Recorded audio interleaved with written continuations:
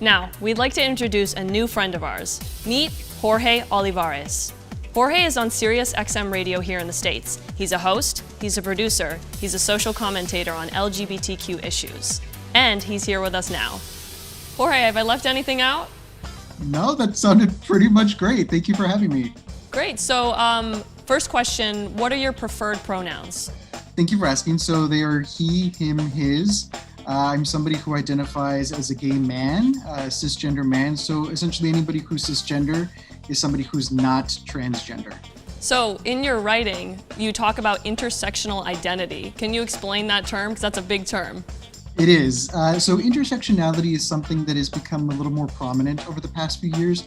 And all it wants to say is that your different identities kind of all mix into one. So they intersect.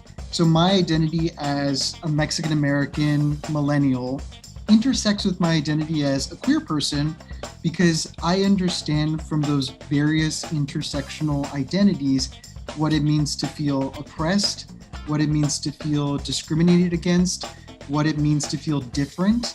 And sometimes one of those identities helps inform how I live the other identity.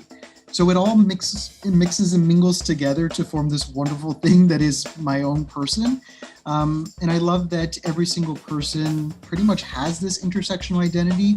It's just how they choose to live it out and choose to highlight it. For an average person, how would you say that we can play a part in understanding that there is intersectional oppression and being sensitive towards people, and especially when you're meeting somebody for the first time? It is pretty much all about communication. Every relationship you will ever have with somebody is based on communication, whether that's friendship, whether that's acquaintance, whether it's romantic.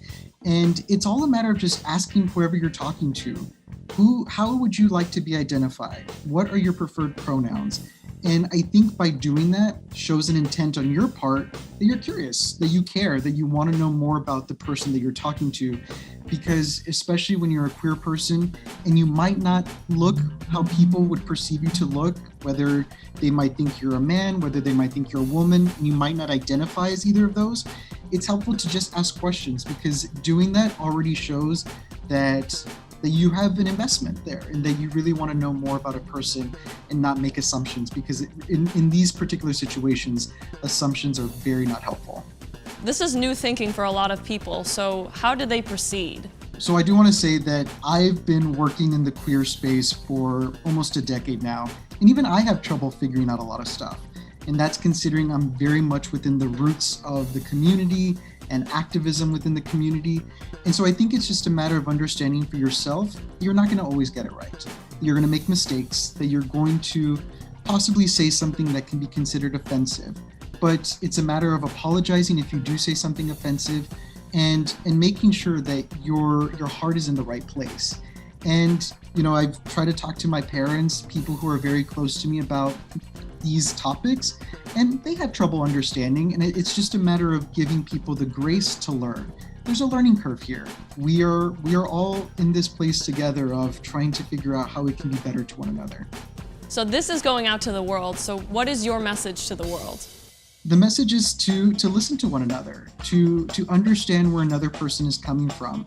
My lived experience as a queer person from Texas who's Mexican-American is going to be quite different from a queer person anywhere else in the world. And that's beautiful, that's wonderful, and that's exciting. And it is up to me to learn about their story. It's up to them to learn about my story. It is just the fact that we each have really wonderful, juicy stories that are waiting to be told. And we just need a welcome audience to be able to tell them to. Do you have anything to add? Just this idea that if we can start to get a little more comfortable at asking people about what their pronouns are, asking people just to be kind. Again, we all look very different. We all come from different places in the world. And it's incredibly fine to be able to put our stories out there and just hope that they're received the same way we wish our stories are to be received. Thank you so much for talking to us, Xorje. Thank you for having me. Appreciate it.